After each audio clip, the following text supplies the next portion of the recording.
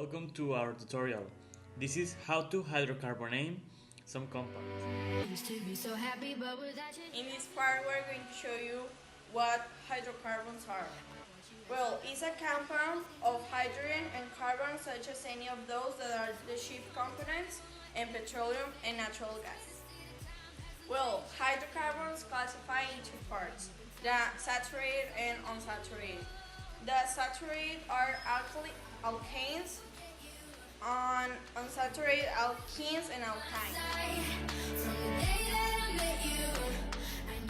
Alkanes are saturated hydrocarbons that have a general formula of CnH2n plus 2, and these alkanes have only one single bond. Alkenes are hydrocarbons with at least one double bond, and alkynes are unsaturated hydrocarbons with at least one triple bond. The general formula is CnH2n minus 2. Finally, aromatics are named because they have a strong aroma. Now defined as anything that has a benzene ring, six-sided structure of double and single mobile bonds. First, let's name this compound. We're going to start by determining if it's an alkane, alkene, or alkyne. Since there are only single bonds, it's an alkane. But now let's identify the main chain. 1, 2, 3, 4, 5, or 1, 2, 3, 4, 5, 6. Since till 6 is a longer chain, this one will be our main chain.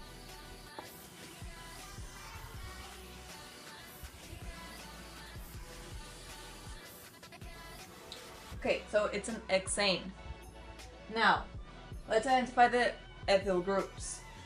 There's one here and another one here. Since this one is in the position 3 from here, and this one is in the position 2, we're going to start from here. So it will be 1, 2, 3, 4. So our methyl groups are in 2 and 4. So this compound's name will be 2, 4,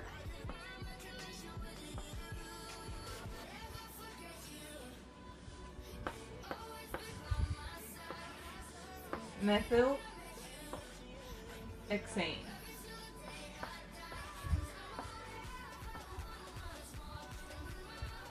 Now, the main chain in this one is this one. 1, 2, 3, 4, 5. But since this one has a double bond, it will be an alkene. And since there's 5, it will be a pentene. The double bond is in the second one, so that one takes priority. So it's 1, 2, and then 1, 2, 3, 4 for methyl. Okay, so it will be 4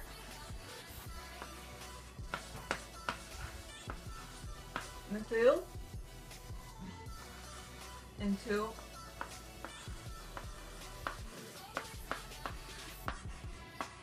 pentene. Now this one has a triple bond, so it's an alkyne. The triple bond is closer to this side, so we'll start from this side. 1, 2, 3, 4, 5. It's a pentyne, and the triple bond starts on number 2, so it will be 2,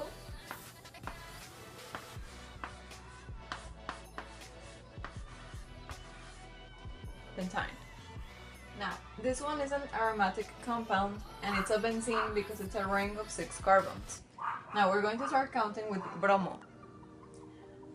1, 2, 3, 4, 5, and 6. So bromo is in position 1.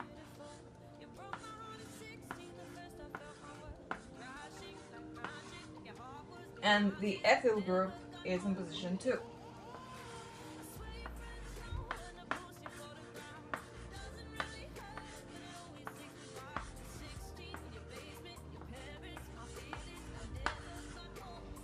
And that's it. As a team, we can conclude that knowing what are the hydrocarbons and each of the types is very important. Also, we can say that hydrocarbons are the most used organic compounds known, used as fuel for combustion.